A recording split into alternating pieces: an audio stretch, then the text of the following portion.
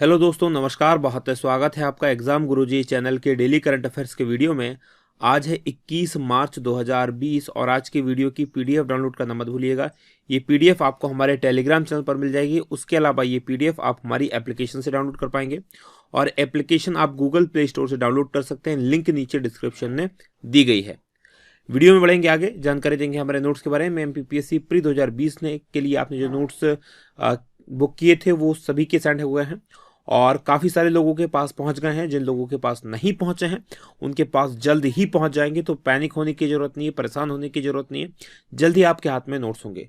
और जिनके पास नोट्स पहुंच गए कृपया वो कमेंट करके ये जरूर बता दें कि नोट्स कैसे हैं, ताकि बाकी आपके जो साथी हैं वो थोड़ा सा उनके मोटिवेट हो सके और उनको थोड़ा सा भरोसा हो जाए कि हाँ, नोट्स उनके पास में जल्दी पहुंचेंगे। तो नोट्स कैसे हैं ये जरूर बताएं। और ये अभी भी आप नोट्स 1299 रुपये में परचेज कर सकते हैं। अभी ऑफर अवेलेबल है, तो अभी आप परचेस करना मत भूलिएगा। आगे बढ़ेंगे, बात करेंगे अब हम थॉट ऑफ द डे की। आज का हमारा मोटिवेशनल पावरफुल थॉट है कि जीतने के लिए आपका जिद्दी होना सबसे ज्यादा जरूरी है। जिद्दी कौन होता है? जो किसी काम को पाने के लिए, किसी चीज को पाने के लिए जिद करता है, आखिरी तक अड़ा रहता है।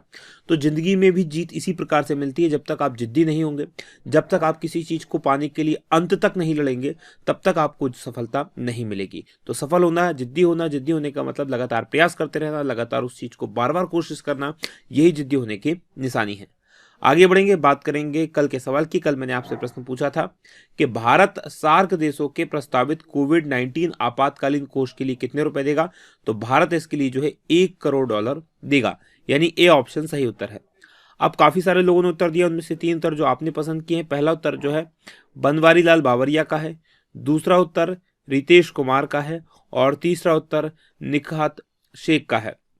आप तीनों को बहुत बधाई। और आप भी चाहते हैं आपका नाम, आपका कमेंट और आपका उत्तर इसी प्रकार से यहाँ पर आए, तो ध्यान से वीडियो को अंत तक देखा करो और अंत में जो प्रश्न पूछा गया है उसका उत्तर कमेंट बॉक्स में जरूर दो। आगे बढ़ेंगे, बात करेंगे क्विक रिवीजन कल के पढ़े गए करंट अफेयर के प्रश्नों की। पहला प्रश्न है कि सरकार ने कोरोना वायरस के मद्देनजर कब से सभी अंतर्राष्ट्रीय यात्री उड़ानों के भारत में उतरने पर रोक लगा दी है। तो 22 मार्च से रोक लगाई है। दूसरा प्रश्न, ग्लोबल रिसाइकलिंग डे कब मनाया जाता है। तो ये 18 मार्च को मनाया जाता है। तीसरा प्रश्न, भारत और किस देश के बीच 880 करोड़ रुपए के रक्षा सौदे पर हस्ताक्षर हुए हैं। भारत और इजराइल के बीच में हुए हैं। चौथा प्रश्न, कि किस देश के जनक माने जाने वाले शेख मुजीबुर रहमान की 100वीं जयंती मनाई गई और ये बांग्लादेश के जनक माने जाते हैं। पांचवा प्रश्न है कि भारत किस देश को स्कूलों के निर्माण के लिए 107.01 मिलियन रुपए उपलब्ध कराएगा। तो भारत नेपाल के लिए ये जो है रुपए उपलब्ध कराने वाला है। छठवां प्रश्न है कि निर्भया के दोषियों को फांसी कब दी जाएगी और ये दे दी गई है 20 मार्च को। वहीं सातवां प्रश्न है कि सेल्स फोर्स इंडिया की चेयरपर्सन कौन बनी है। तो एसबीआई की पूर्व चेयरपर्सन अरुंधति भट्टाचार्य बनी है। आठवां प्रश्न कि किस राज्य सरकार ने प्रदेश की सरकारी नौकरियों में पदोन्नतियों में आरक्षण को खत्म कर दिया है और ये किया गया है उत्तराखंड के द्वारा। नवा प्रश्न है कि सुप्रीम कोर्ट ने किस राज्य के मंत्री को पद से हटाने का आदेश दिया है और ऐसा पहली बार किया गया है अनुच्छेद 142 के तहत। मणिपुर के मंत्री को हटाया गया है। और 10वां प्रश्न है कि S&P ग्लोबल रेटिंग्स ने भारत के विकास दर अनुमान 2020 में घटाकर कितना कर दिया है। तो 5.7% था, अब इस को घटाकर 5.2% कर दिया है और ये सब कोरोना वायरस के कारण किया गया है। ये थे हमारे कल के पढ़े गए करंट अफेयर के प्रश्नों का क्विक रिवीजन। आगे बढ़ेंगे, आज के प्रश्नों की बात करेंगे और आज के करंट अफेयर का पहला प्रश्न है कि सरकार ने राष्ट्रीय तकनीकी कपड़ा मिशन की स्थापना को मंजूरी कितने वर्ष के लिए दी है। और ये मंजूरी जो दी गई है 4 वर्ष के लिए दी गई है, यानी कि बी ऑप्शन प्रश्न का सही उत्तर है। डिटेल लिख लीजिए क्या है। तो सरकार ने 1480 करोड़ रुपए के खर्च से स्थापित किया जाएगा राष्ट्रीय तकनीकी कपड़ा मिशन, ये आपको याद रखना है। अच्छा, जब भी कपड़ा की बात आती है तो कपड़ा मंत्रालय इसमें इन्वॉल्व होता है और स्मृति जुबिन ईरानी जो हैं वो केंद्र के कपड़ा मंत्रालय की मंत्री हैं। तो इनके प्रस्ताव को मंजूरी दे दी गई है और राष्ट्रीय तकनीकी कपड़ा मिशन की स्थापना 4 वर्षों की अवधि के लिए की जाएगी और ये अवधि रहेगी 2020-21 से लेकर 2023-24 तक। तो ये आपको याद रखना है। आगे बढ़ेंगे, बात करेंगे अब हम दूसरे प्रश्न की कि अंतर्राष्ट्रीय प्रसन्नता दिवस कब मनाया जाता है। तो अंतर्राष्ट्रीय प्रसन्नता दिवस यानी कि इंटरनेशनल हैप्पीनेस डे, ये जो मनाया जाता है ये मनाया जाता है 20 मार्च को, यानी कि ए ऑप्शन प्रश्न का सही उत्तर है। डिटेल देख लीजिए क्या है। तो हर साल 20 मार्च को अंतर्राष्ट्रीय प्रसन्नता दिवस के रूप में, इंटरनेशनल हैप्पीनेस डे के रूप में मनाया जाता है और 2020 की अगर हम बात करें तो 2020 का जो विषय या थीम रखी गई है हैप्पीनेस फॉर ऑल, ये इस बार की हैप्पीनेस फॉर ऑल टुगेदर, ये इस बार की थीम रखी गई है।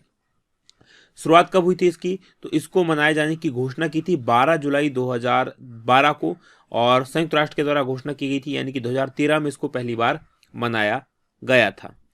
और मनाने का प्रस्ताव जो है समाज सेवी कार्यकर्ता और संयुक्त राष्ट्र के विशेष सलाहकार रहे जेमी इलियन की कोशिशों का परिणाम था।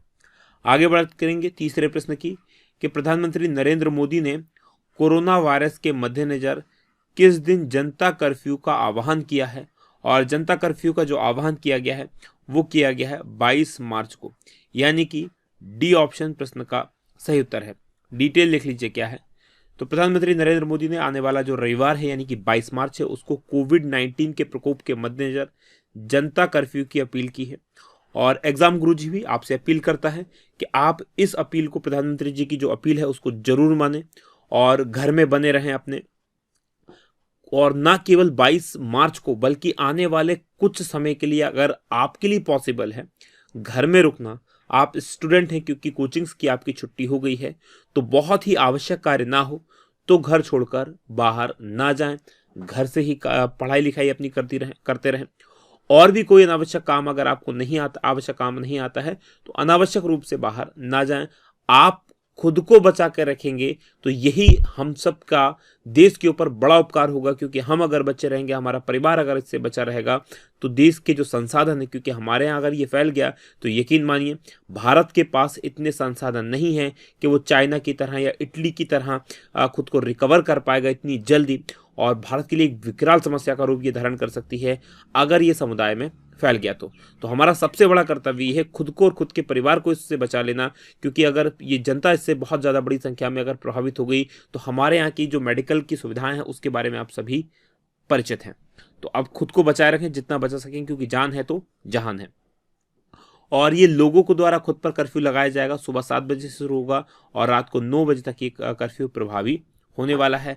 और प्रधानमंत्री जी ने 19 मार्च को कोरोना वायरस के प्रकोप से चलते देश को संबोधित किया था और तभी उन्होंने ये बात कही थी। तो आप सब लोग इसका पालन जरूर करें और आने वाले कुछ समय तक जो एहतियात बताई जा रही हैं वो जरूर बरतें।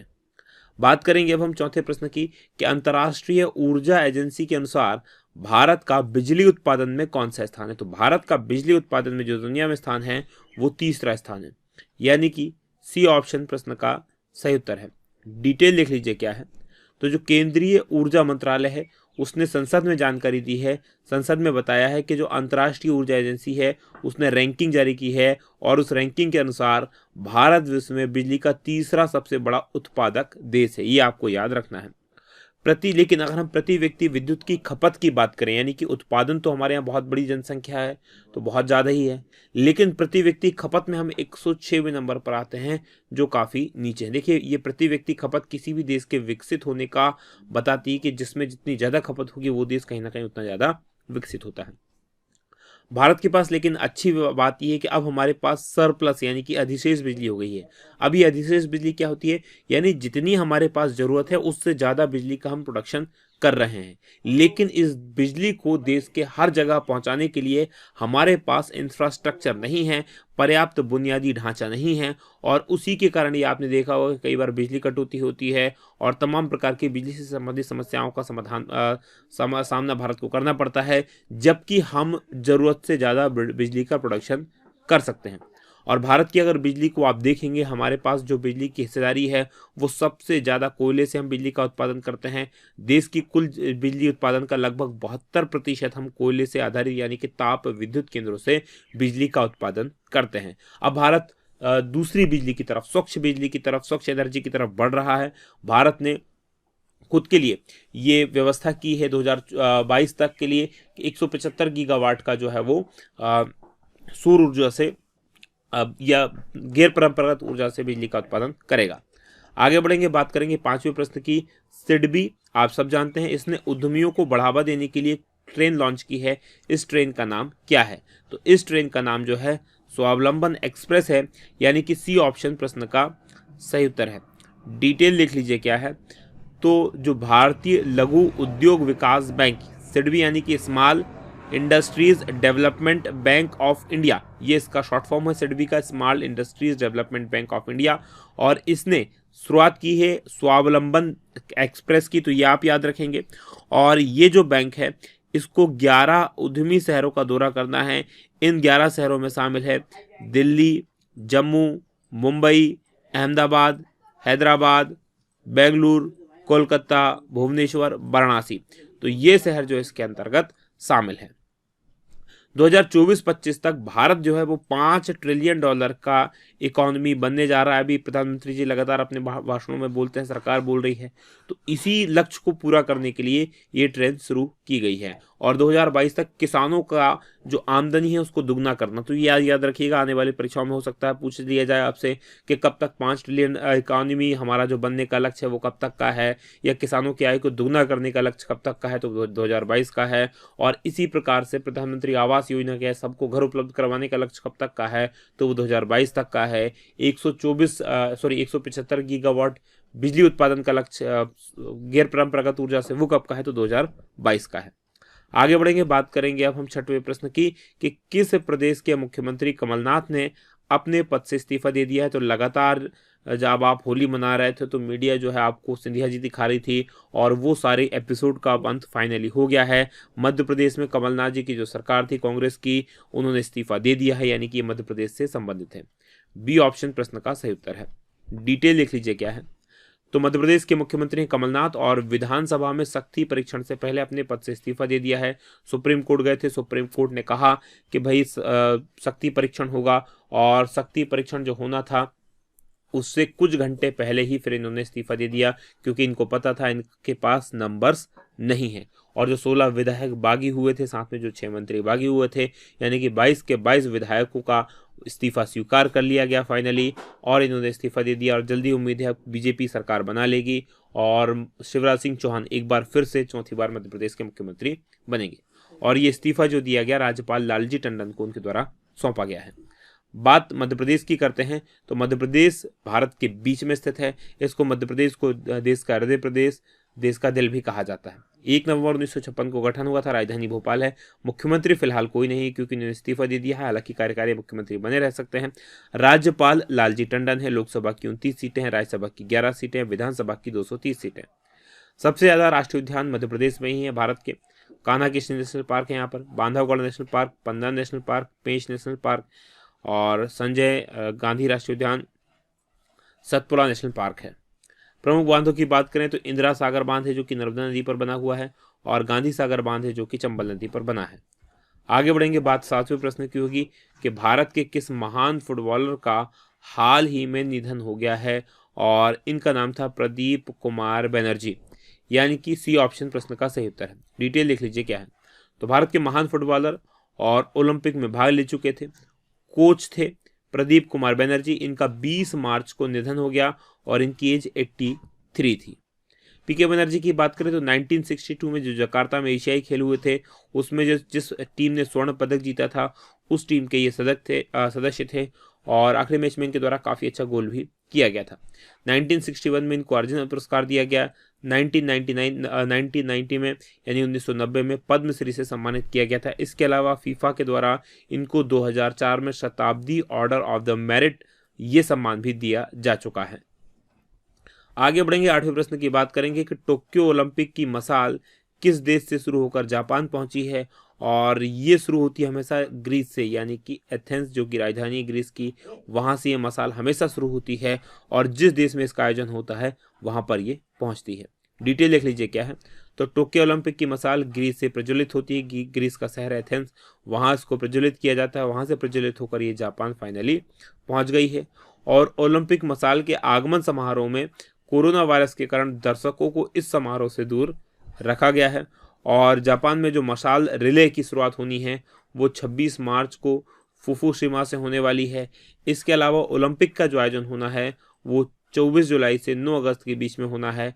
अब कोरोना वायरस का क्या असर रहता है उसी के तहत तय होगा कि ये आयोजन समय पर हो पाता है या नहीं हो पाता। बात ओलंपिक की करेंगे। 1896 में इसकी शुरुआत हुई थी ग्रीस की राजधानी एथेंस से। ओलंपिया नामक पर्वत पर इसको खेला जाता था, इसके कारण इसका नाम ओलंपिक पड़ा। और अगले जो ओलंपिक का आयोजन होना है वो 2024 में पेरिस में होगा और 2028 में जो है लॉस एंजलिस जो कि अमेरिका में है यहाँ होगा।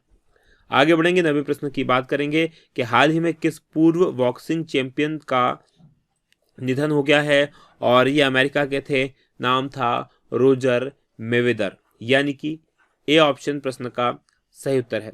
डिटेल देख लीजिए क्या है, तो पूर्व विश्व चैंपियन मुक्केबाज बॉक्सर रोजर मेवेदर, इनका निधन हो गया और इन्होंने जो है 35 नॉकआउट के साथ 59-13 का वर्ल्ड रिकॉर्ड बनाया था, तो ये आपको याद रखना है। और ये 58 वर्ष के थे, ज़्यादा एज इनकी नहीं थी। जन्म हुआ था 24 अप्रैल 1961 को ब्लैक माम्बा के नाम से, जो ग्रैंड रैपिड जगह का नाम है, मिशिगन राज्य के अंदर, संयुक्त राज्य अमेरिका के, वहां पर इनका जन्म हुआ था।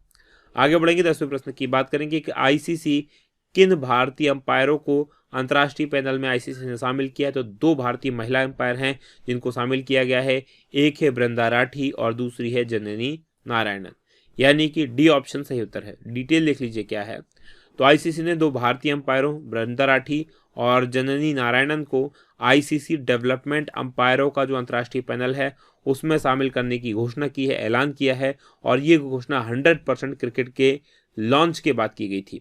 अभी 100% क्रिकेट क्या है, 100% क्रिकेट एक 12 महीने का पूरा कैंपेन है और इसे आईसीसी महिला टी20 विश्व कप 2020 में तेजी लाने के लिए शुरू किया गया है और ये पूरा हो चुका है फाइनली।